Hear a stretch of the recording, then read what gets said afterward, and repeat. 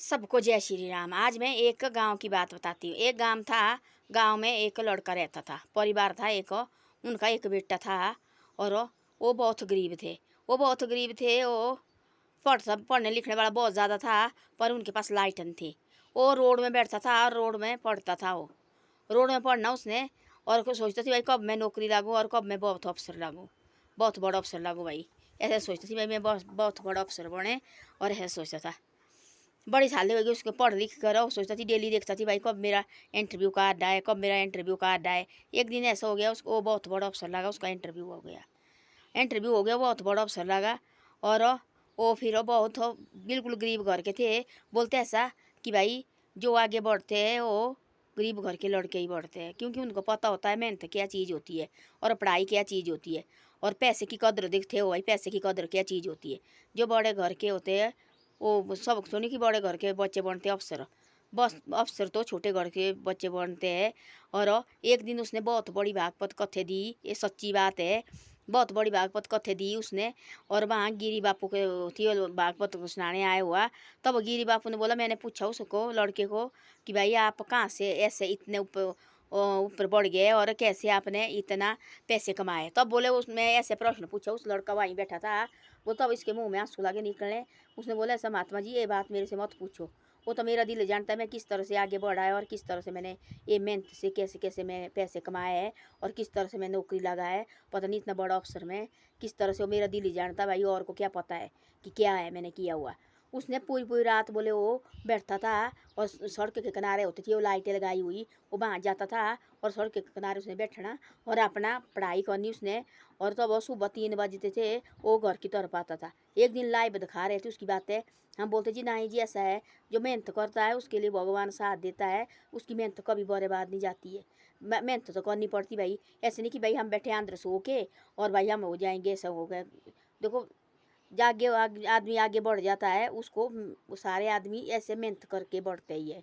चाहे घर में चाहे कितना भी करोड़पति का बेटा क्यों नहीं हो, वो नहीं निकलते आगे हैं। जो मेहनत करता है वो चाहे झोंपड़ी में रहने वाला क्यों नहीं हो, वो आगे निकल जाता है।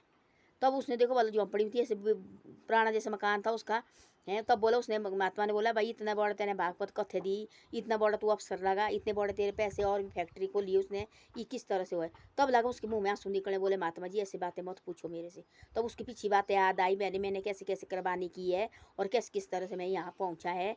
और तब उसको पीछे बातें याद आई, देखो। और बहुत तगड़ा मकान डाला उसने, बहुत बड़ा अफसर बनाया वो। और अपने माँ बाप के खातिर उसने, माँ बाप की इच्छा थी ऐसी कि भाई हमने भागवत कथा करानी बहुत बड़ी। और तब उसने भागवत कथा कराई और वहाँ आए थे, लाइव दिखा रहे थे उसका। तब बोले उसने ऐसा पूरी पूरी रात भर में सड़क के किनारे बैठता था पढ़ने, क्योंकि मेरे घर में लाइट नहीं थी, पैसे नहीं थी मेरे पास भाई लाइट लगाने के लिए। मैं सड़क के किनारे बैठता था और वहीं में पढ़ता था मैं।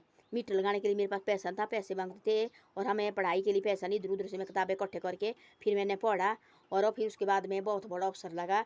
और फिर उसके बाद मैंने बहुत ज़्यादा मेहनत की, फिर मैंने मकान डाला, फिर मैंने शादी ब्याह किए हैं। उसके बाद देखो मैंने, मेरी माँ बाप इच्छा थी ऐसी कि भाई हमने भागवत कथा करानी, और आज मैंने भागवत कथा कराई है। मैं कौन होता करने वाला पर तो ये परमात्मा है। मैंने सिर्फ मेहनत की, हाथ तक इसमें परमात्मा का है। ऐसा ऐसा बोला उसने, लाइव लगा बोलने, और उसके मुँह से आंसू निकल रहे थे।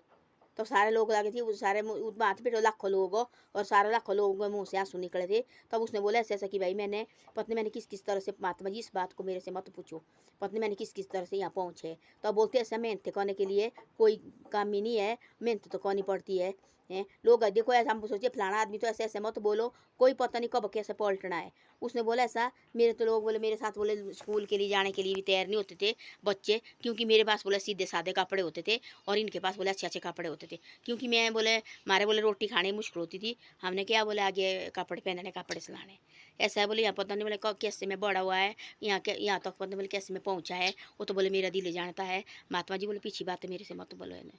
तो बोले मेरे को अभी तब लगे उसके मुँह में आंसू आने। देखो उसको पीछे बातें याद आई कि देखो मैंने कैसी कैसी कुर्बानी की है और किस किस तरह से मैं पढ़ा हुआ है, किस किस तरह से मैं यहाँ पहुँचा है। तो बोलते ऐसा, जो हिम्मत करने के बारे के लिए इस प्रभु का हाथ होता है।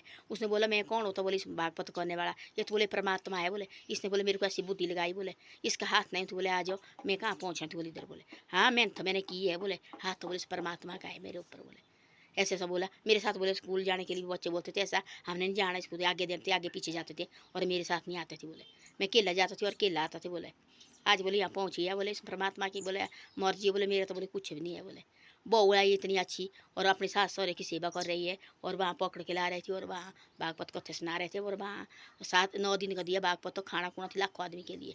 तो ऐसा होता है, इस किस्मत पलटने का कोई टाइम नहीं लगता है, कब क्या होना।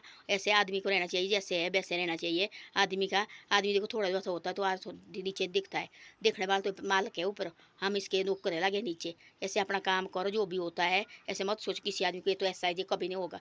कोई पता नहीं कब कैसे किस्मत पलट जाते हैं, तकदीर का कोई पता नहीं है कब क्या होगा कब नहीं। धन्यवाद। मेरी वीडियो अच्छी लगे तो शेयर और सब्सक्राइब करे करो कभी कभी।